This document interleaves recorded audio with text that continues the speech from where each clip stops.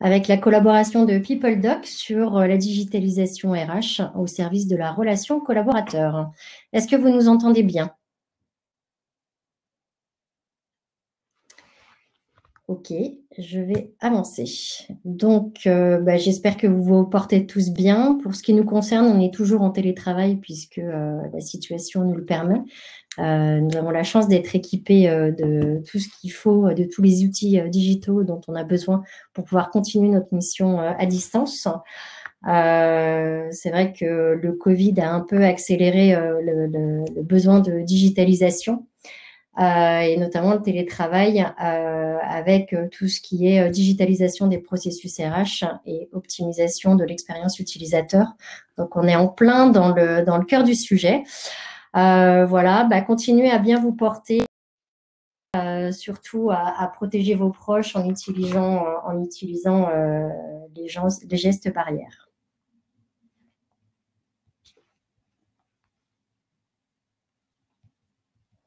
Alors, il semblerait qu'on ait un petit problème de son. Je vérifie.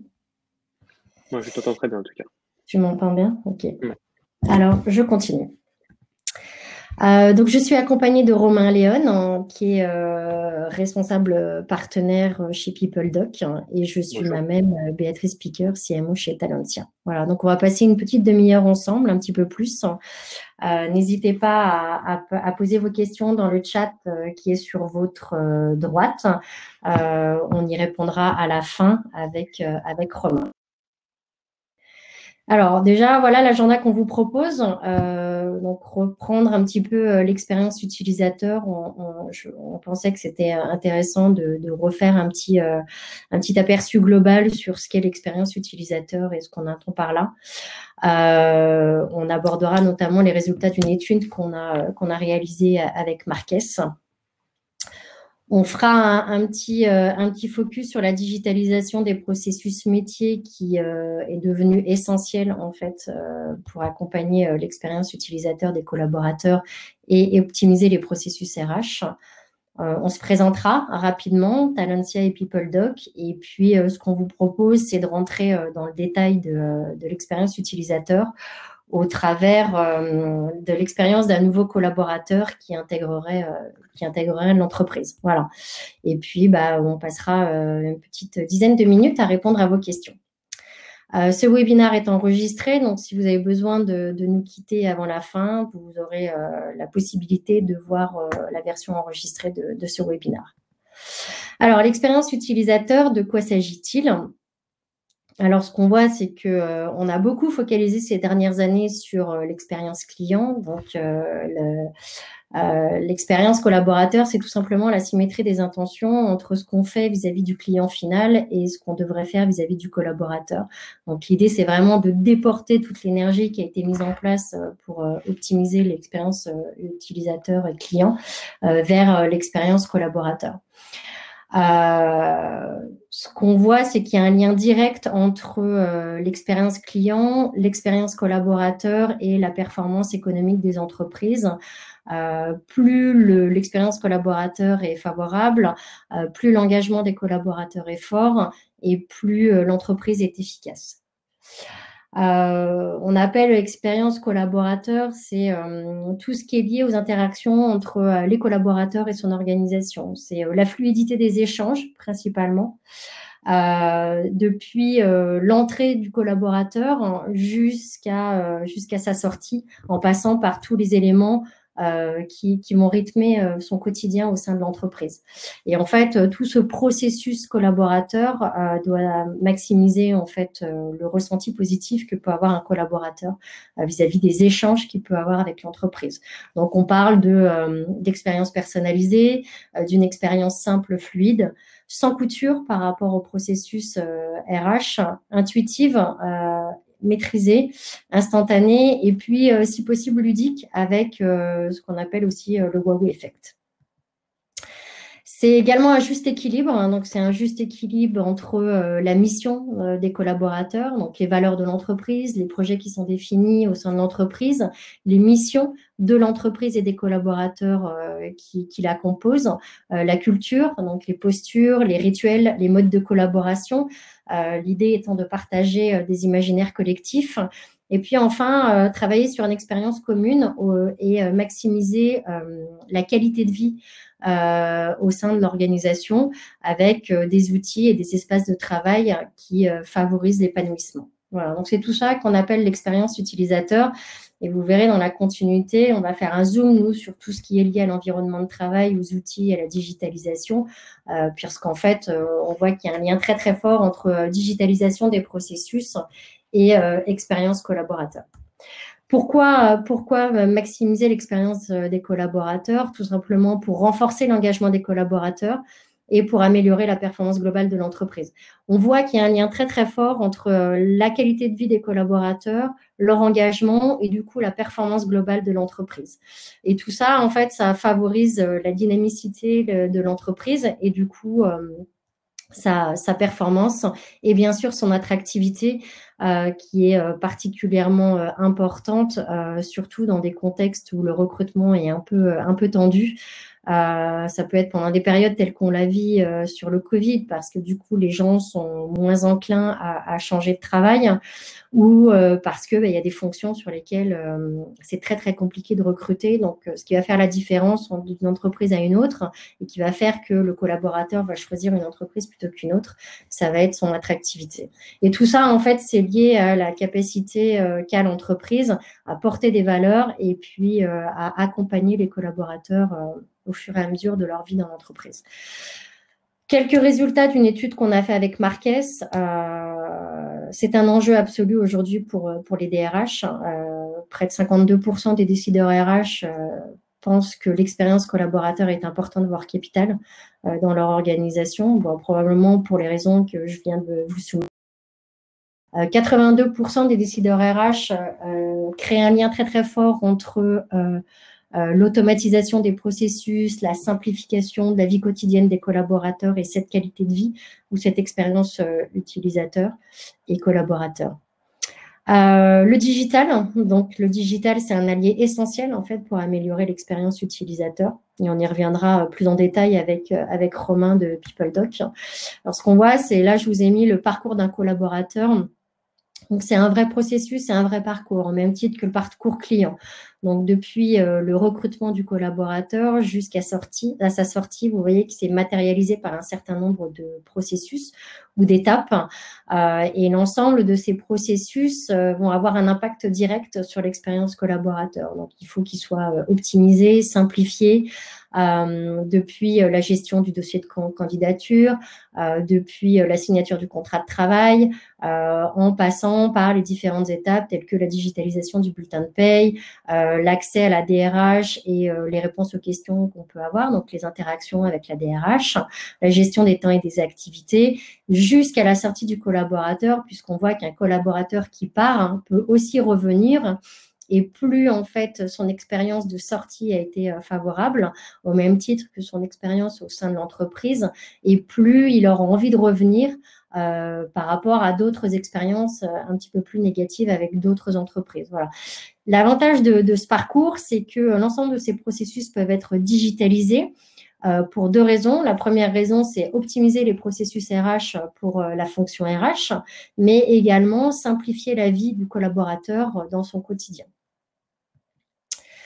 Je vais laisser la main à Romain qui va vous décrire des cas d'école précis. Donc, on vous en a décrit un ici qui est celui du retail, mais on aurait pu étendre le périmètre à d'autres secteurs d'activité. Romain, je te laisse la main si tu veux bien. Merci. Effectivement, déjà bonjour à tous. Je partage tout ce qu'a pu dire Béatrice sur la situation actuelle. Effectivement, là, ce qu'on va essayer de faire, c'est de décrire un cas concret. Donc, effectivement, on a pris le cas du retail, mais vous voyez sur la partie gauche de l'écran, on vous a mis un peu tout le contexte de ce cas retail. Vous allez voir certainement que dans vos activités à vous, vous allez avoir des situations semblables. L'idée, c'est que ces clients retail nous contactent souvent parce que, en fait, ils ont une forte saisonnalité dans leur activité. C'est-à-dire qu'ils ont un besoin de recruter vite et en masse et de gérer des contrats courts. Quand on dit gérer des contrats courts, c'est que faut faire signer les contrats dans un délai imparti pour éviter les risques de requalification de contrat. Et donc, effectivement, c'est une des grosses problématiques du secteur du retail. Bien évidemment, il faut gérer ça dans un contexte où on a une multitude d'établissements. On a souvent le siège de la société qui est basé à Paris ou dans une grande ville et une centaine d'établissements éparpillés un peu partout en France ou même à l'étranger.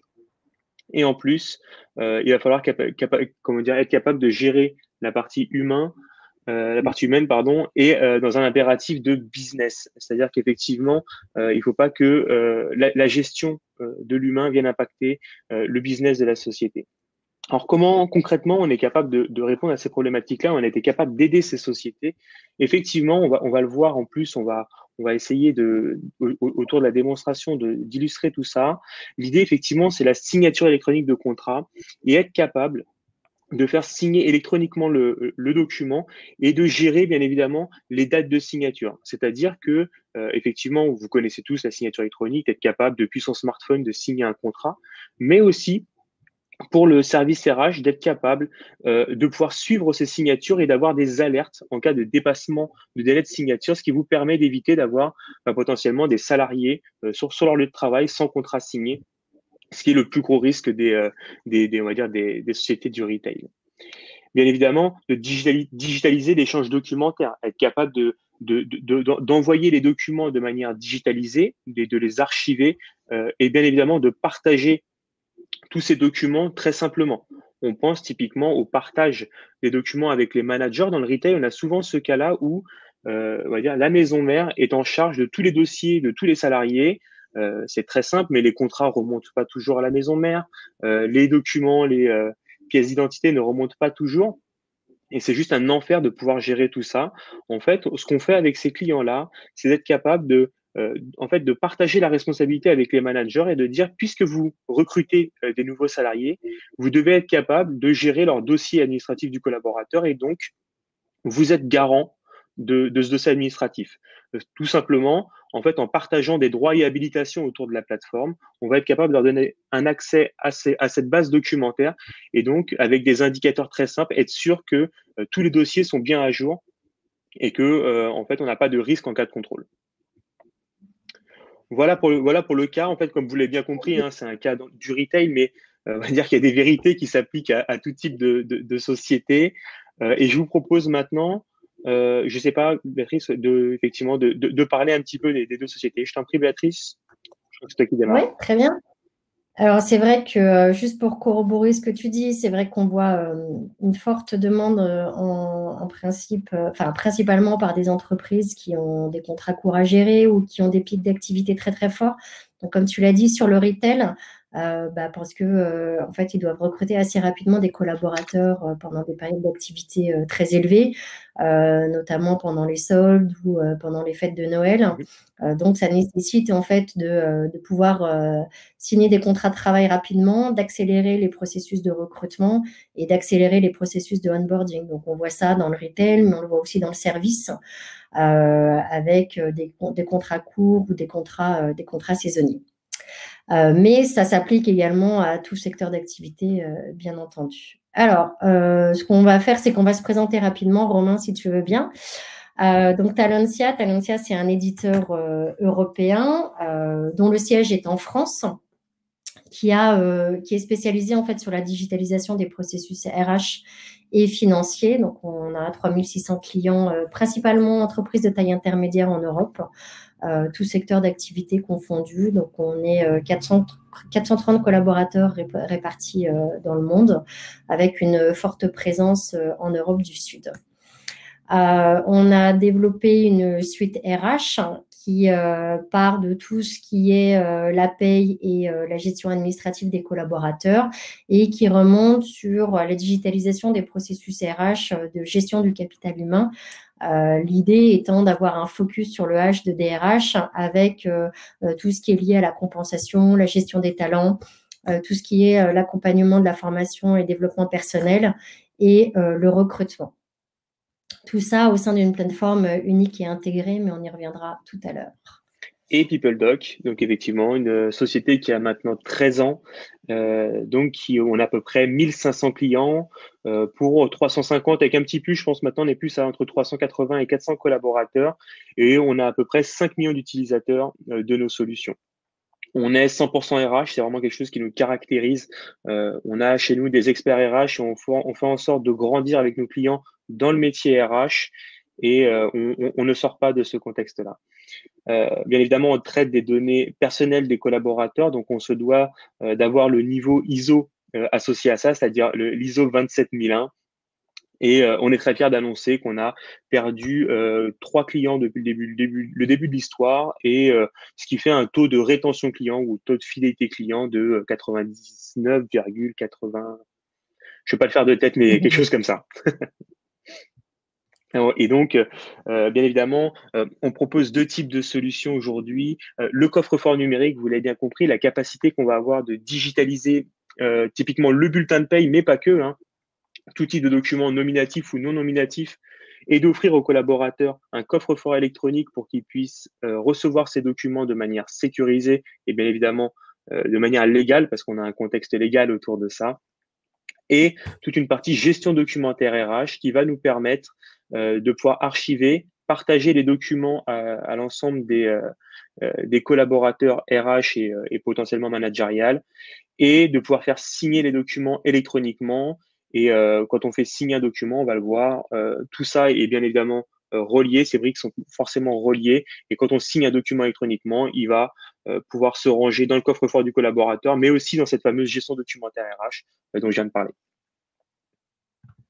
Ok, donc on va rentrer dans le vif du sujet sur concrètement ce que ça veut dire la digitalisation des processus métiers. Alors, chez Talentia, on a développé une plateforme RH, comme je vous disais tout à l'heure, qui a pour vocation déjà de centraliser l'ensemble des processus ou l'ensemble des outils qui sont utilisés par la DRH pour pouvoir centraliser en un point l'ensemble des informations, donc l'ensemble de la donnée RH, mais également l'ensemble des processus, et pour pouvoir optimiser en fait ces processus pour les faciliter. Donc, vous allez avoir la gestion des organigrammes, typiquement qui peut être fait de façon très, très simplement, quel que soit le nombre de pays ou quel que soit le nombre de sites géographiques concernés. Vous allez avoir la gestion du recrutement en un point avec tout ce qui est capacité de centraliser les demandes, mais également de centraliser les diffusions de ces recrutements. Et puis derrière, la gestion des candidatures et la gestion des profils retenus. Tout ce qui est gestion du capital humain, donc gestion des collaborateurs, la gestion des talents avec soit une vue 365, soit ce qu'on appelle la 9Grid, avec la capacité de pouvoir reconnaître en fait les compétences des différents collaborateurs au sein de l'entreprise. Tout ce qui est demande de formation et accompagnement à la formation, donc le développement personnel et la formation des collaborateurs.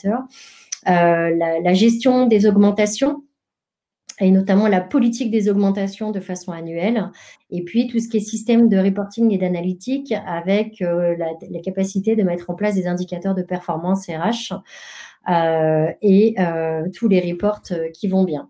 Donc là, c'est le portail RH, donc des RH. Chaque département RH peut choisir sous forme de widget les processus qu'il souhaite voir sur sa page d'accueil. Donc là, on vous a mis la gestion du capital humain, qui sont les applications, la HR Intelligence pour la gestion des indicateurs de performance, l'accès à la paye, par exemple, l'accès aux organigrammes. Et puis, vous pouvez mettre d'autres reporting sur cette page d'accueil pour remonter les indicateurs clés de votre organisation.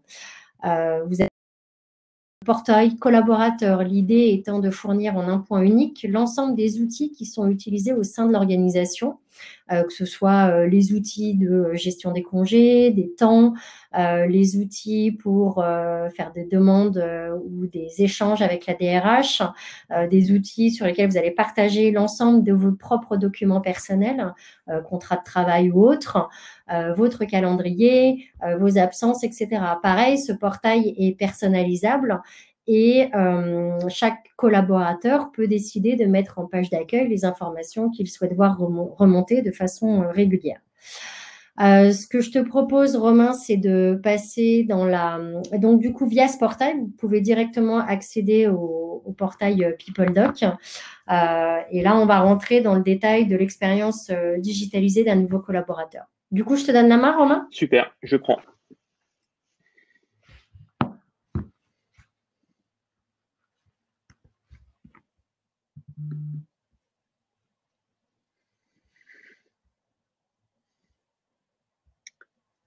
C'est bon, vous voyez mon écran? Très bien. Pour l'instant, on voit tes mails. C'est super. C'est ce qu'il fallait voir. Alors, effectivement, déjà, dans un premier temps, ce que je voulais présenter, c'est que nous sommes en partenariat, effectivement, avec PeopleDoc Alenta, sont en partenariat depuis maintenant un peu plus de 2 ans et demi.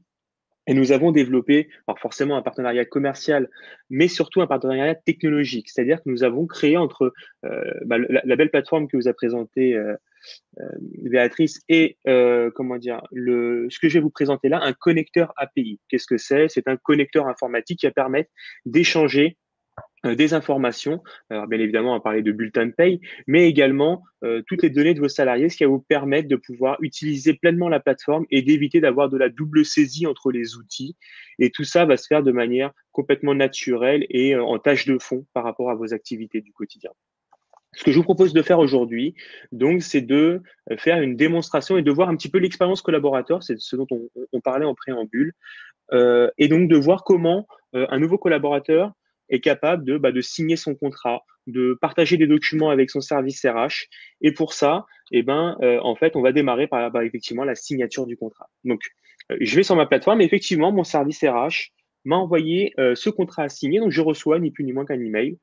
J'ai reçu un SMS en parallèle, mais ça, je ne peux pas vous le montrer.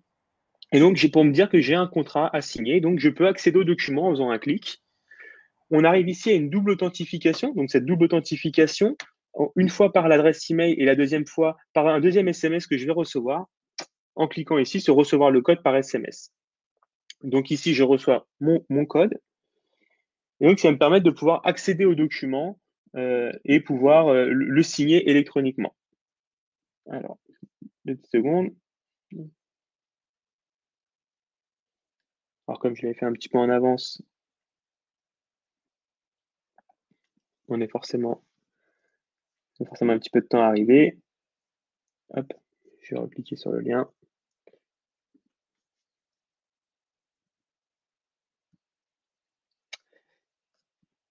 Donc voilà, il devait forcément tout arrive en même temps parce que je l'avais lancé à l'avance. Hop, voilà, 375, 774. Et donc, j'accède au document. Et donc ici, en fait, depuis un smartphone, depuis une tablette, aucun problème. Je peux accéder à mon contrat, lire les différentes clauses. Donc, je n'ai pas besoin de passer au bureau pour ça. Et donc, une fois que j'ai parcouru tout mon document, je vais avoir deux possibilités. Soit je refuse de signer ce contrat en tant que collaborateur, et donc je dois mettre au moins 10 caractères pour justifier mon refus, sinon je n'ai pas accès au bouton. Et sinon, j'ai pris connaissance et je signe mon contrat de travail.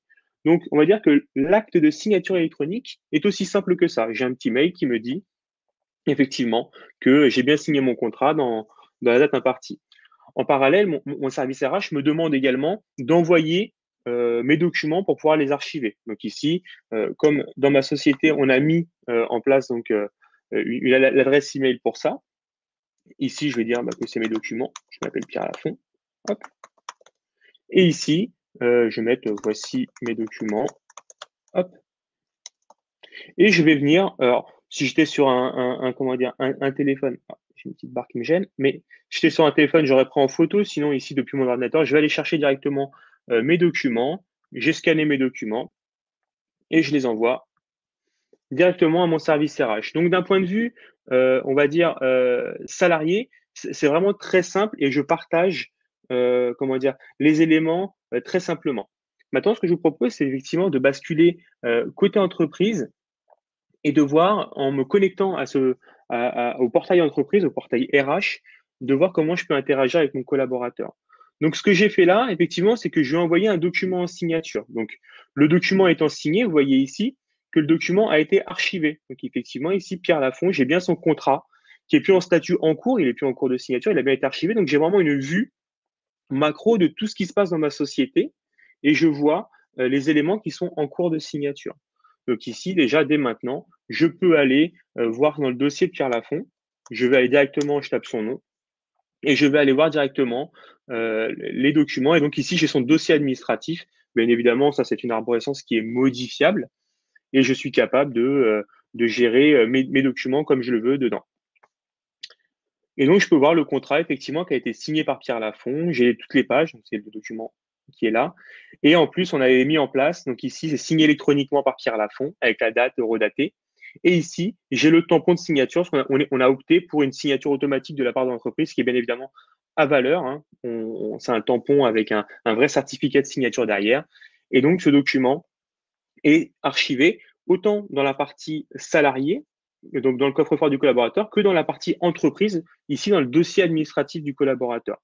Et de l'autre côté, j'ai accès donc au travers de ma bannette donc aux documents de Pierre Lafont, donc les documents que Pierre m'a scannés. Donc ici, ce que je peux faire dès maintenant. Donc la bannette, c'est ni plus ni moins que on va dire la porte d'entrée des documents qui rentrent sur la plateforme. Et comme on n'enregistre pas de documents sans validation de la part du service RH, et bien ici, moi, en tant que Romain Léon, responsable RH, je vais venir traiter la tâche qui est d'archiver ces documents.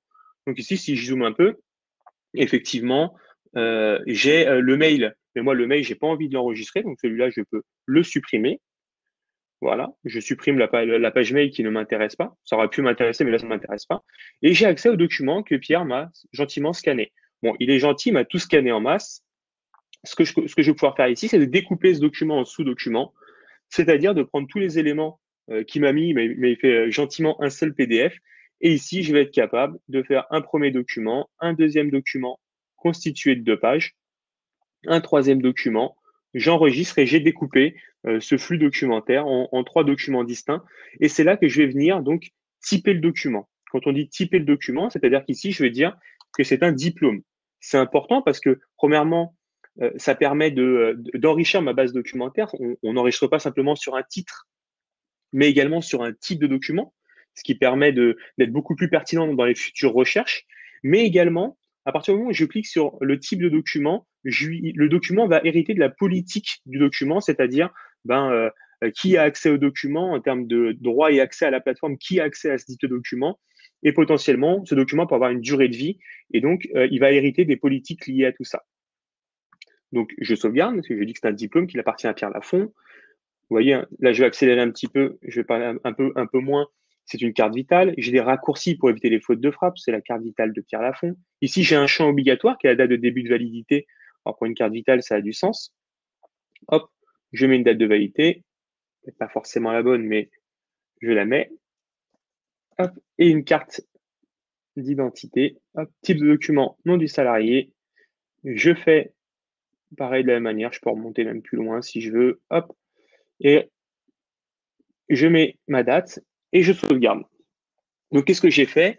Pierre m'a envoyé son flux documentaire, je l'ai découpé, je lui ai donné un titre, pardon, un type, et je l'ai attribué à une personne. J'ai plus qu'à terminer ma tâche, automatiquement, les documents vont se ranger dans le dossier de Pierre Lafont de manière complètement organisée. C'est pas moi qui vais choisir dans quel sous-dossier je vais les mettre.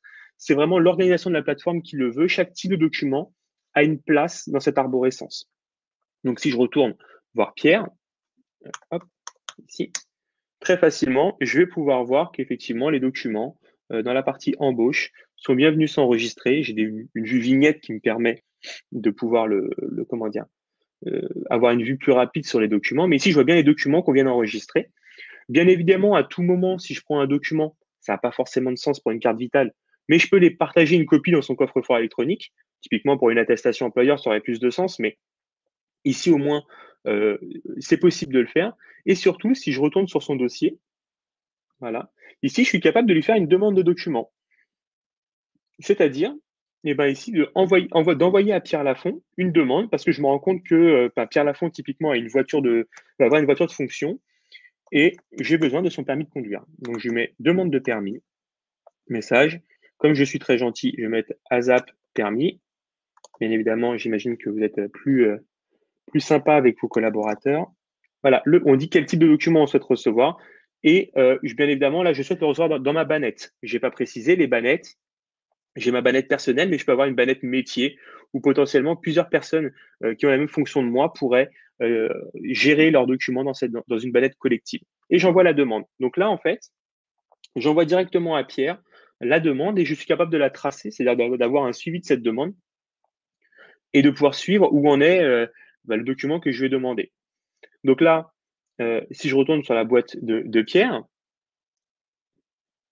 hop, j'ai bien effectivement ici une demande. Ah, ça, c'est une tâche. Elle va arriver. Je challenge volontairement un peu la plateforme pour voir la réactivité. Bien évidemment, on n'a pas besoin de temps réel pour ce type de demande-là.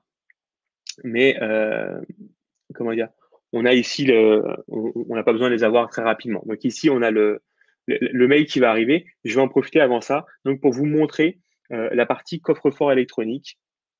Et donc ici, dans le coffre-fort électronique, en fait, je viens me connecter en tant que salarié et pouvoir retrouver les éléments que m'a envoyé mon entreprise. Donc ici, je me connecte. Alors bien évidemment, si j'arrive pas à me connecter, j'ai oublié mon mot de passe, j'ai oublié mon email, c'est pas à la société de s'en charger, c'est directement le collaborateur qui appuie sur les boutons, qui accède forcément à des choses automatisées ou alors au support de PeopleDoc. Et donc ici, j'accède à mon coffre-fort et je me rends compte effectivement que j'ai tous les documents que je n'ai pas encore ouverts qui sont en noir, ou alors, euh, comment dire, ou alors ceux que j'ai déjà ouverts qui sont un peu plus grisés. Et effectivement, je me rends compte que j'ai mon bulletin de paye d'avril que je n'ai pas encore ouvert, donc je suis capable de cliquer dessus, de le parcourir, et donc de voir que c'est bien évidemment un document certifié. Je peux regarder tous les éléments dessus. Donc là, de la même manière, hein, on est sur un ordinateur, je peux le faire de mon smartphone, aucun problème. J'ai accès au contrat qu'on a signé ensemble. Donc ça, je peux parcourir les différentes pages. Et donc ici, j'ai accès donc bien à la date de signature et au tampon de signature. Et également, je suis capable d'envoyer, envoyer ici le mot du président, c'est-à-dire, alors ici c'est le mot du président peut-être pour la nouvelle année, mais ça peut être aussi une note d'information liée typiquement en ce moment aux conditions de télétravail particulières où on souhaite notifier nos collaborateurs au travers d'un courrier dématérialisé. Je pense qu'on a perdu Romain.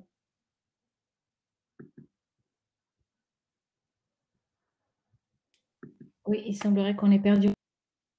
Vous m'entendez? Béatrice, je peux essayer de conclure cette. Romain qui revient. Est-ce Est-ce que que vous tu as m'entendez?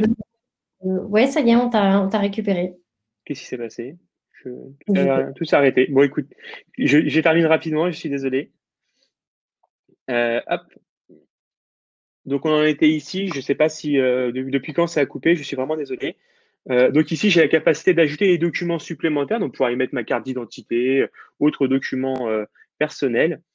Et donc ici, je suis aussi capable de partager ces documents. C'est-à-dire qu'effectivement, pour un collaborateur, c'est bien de mettre tous les documents à un seul et même endroit. Mais ici, en quelques clics, je vais pouvoir sélectionner les documents que je veux partager, mon contrat, mes derniers bulletins de paye. Et donc, typiquement, si j'ai un appartement à louer, un crédit à contracter, ici, je vais être capable de le partager vers l'extérieur et donc de créer un espace de partage pour partager ces documents avec mon banquier, avec mon bailleur, très simplement en mettant simplement un nom au dossier et l'adresse email de la personne concernée. Donc voilà pour les différentes fonctionnalités de ce coffre électronique qui est très simple d'utilisation, hein. On a l'habitude, on travaille avec des étiquettes. Ici, on peut filtrer très facilement les différents types de documents. Donc voilà pour les différentes fonctionnalités. Je vais juste voilà ici retourner sur donc la demande de documents. J'ai laissé un petit peu de temps à la plateforme pour pouvoir me l'envoyer. Et donc ici effectivement, moi je suis toujours dans la peau du collaborateur Pierre Lafont et mon entreprise m'a demandé mon permis de conduire. Donc ici, je suis capable de cliquer sur le lien et directement de pouvoir uploader le fichier comment dire à mon entreprise. Donc ici, je vais aller chercher dans mes documents le permis de conduire, hop, il est ici, je l'upload et je l'envoie directement à mon entreprise. Donc, pas la peine de faire de le scanner, de l'envoyer, de faire un mail. Tout se fait automatiquement ici depuis la plateforme au travers de cette petite page qui me permet d'uploader directement le document. Donc voilà, et donc côté entreprise, bien évidemment, tout ça, comme vous l'avez compris, retourne dans la bannette. Et donc, j'ai la possibilité de pouvoir ici retrouver le permis de conduire de Pierre Lafont. Vous voyez bien que c'est bien Pierre Lafont qui est dessus. Mais surtout, ce qui est intéressant de voir, c'est que tout est déjà pré-rempli. J'ai toutes les informations sur le document. J'ai plus qu'à dire je suis d'accord, d'ajouter une date, parce que c'est un champ obligatoire, mais d'ajouter la date de début de la date de permis, de sauvegarder. Et là, le document va automatiquement se ranger dans le dossier de Pierre Lafont. Donc, d'un point de vue utilisateur, d'un point de vue collaborateur surtout, pardon, c'est très simple. On utilise les outils qu'il a l'habitude d'utiliser au quotidien, que ce soit dans sa vie professionnelle, dans sa vie personnelle, et on ne lui change pas ses habitudes surtout. Voilà pour les fonctionnalités de la plateforme. Je vais arrêter de partager. Merci beaucoup. Je t'en prie. Du coup, on voit bien que, en fait, améliorer l'expérience utilisateur, c'est pas forcément rendre le travail plus cool, hein, c'est avant tout rendre le travail plus simple. Du coup, tout va se passer sur la capacité qu'a l'entreprise à fournir une qualité des interactions entre la DRH et les collaborateurs, ou entre l'entreprise et ses collaborateurs, de façon satisfaisante et positive. Je ne sais pas si vous avez des questions à ce stade. Moi, j'en ai quelques-unes. Je vais remettre sur… Voilà. Hop. Ah, voilà. Merci, merci Rabia. Du coup, moi, j'ai plusieurs questions. Combien de temps faut-il pour mettre en place en fait la digitalisation la signature du contrat de travail et la mise en place du coffre-fort électronique ou autre digitalisation telle que tu nous l'as montré, Romain? Alors en fait, c'est pas tellement un temps de déploiement qu'on va prendre en compte, c'est plus comment dire, en fait une durée légale, parce qu'on est passé donc à l'opt-out, c'est-à-dire que pour digitaliser un bulletin de paye, typiquement, il faut prévenir le collaborateur un mois à l'avance. Donc c'est un peu ce délai légal qui est un peu la durée d'un projet de dématérialisation. Après, si on parle réellement de la création de la plateforme et l'interconnexion, comme nous sommes en partenariat et qu'on a automatisé beaucoup de choses au travers de ce partenariat, on parle de quelques jours de déploiement pour vraiment sur la partie technique et le besoin d'interaction avec l'entreprise. D'accord, ok. J'ai une autre question sur la validité juridique de la signature électronique dans le cadre d'un contrat de travail. Est-ce que tu sais en dire plus? Oui, alors on s'appuie sur un règlement européen qui est le règlement EIDAS, EIDAS, en fait, qui stipule plusieurs niveaux de signature. Effectivement, on est sur de la signature avancée, c'est-à-dire une signature. Alors, il y a plusieurs critères, mais surtout où il y a deux systèmes d'authentification, la boîte mail et le numéro de téléphone. Et donc, c'est effectivement cette signature dite avancée qu'il faut apposer sur un contrat de travail pour certifier que c'est bien le collaborateur qui a signé le document.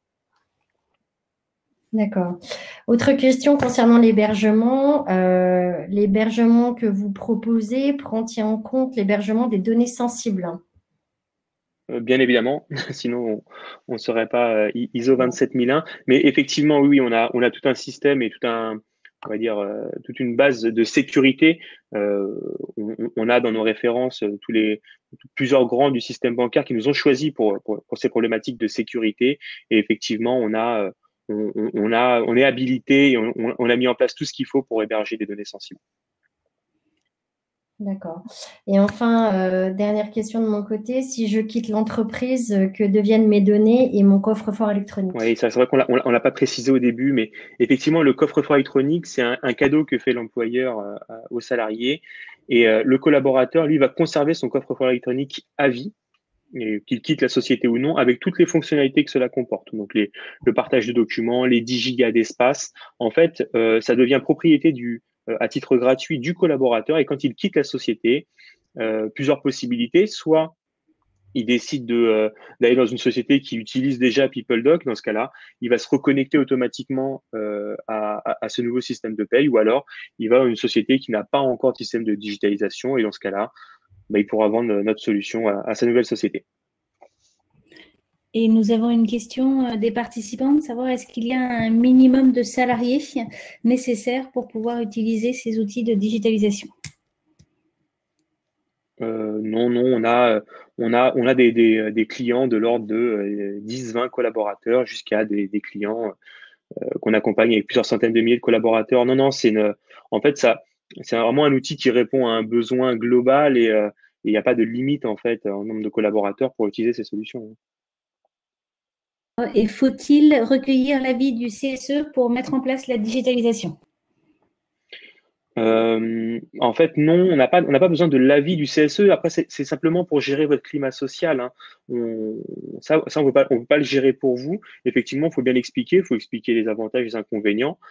Maintenant, l'avis du CSE ne rentre pas en compte dans un projet de digitalisation.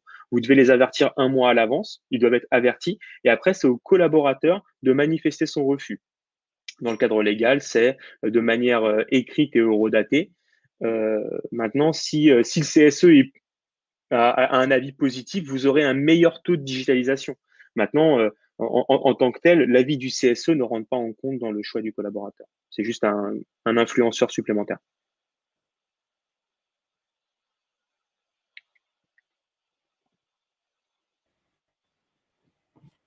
Oula. Ça coupe beaucoup.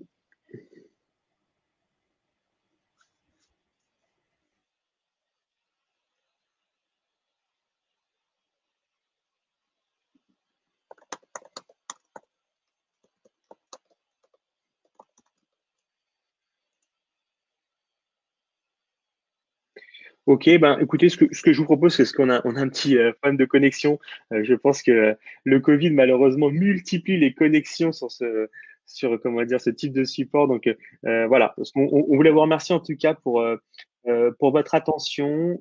N'hésitez pas, si vous avez des questions, on va rester encore connecté quelques minutes pour comment dire, pour répondre à ces questions. On est à votre disposition, n'hésitez pas. Merci beaucoup, bonne fin de journée.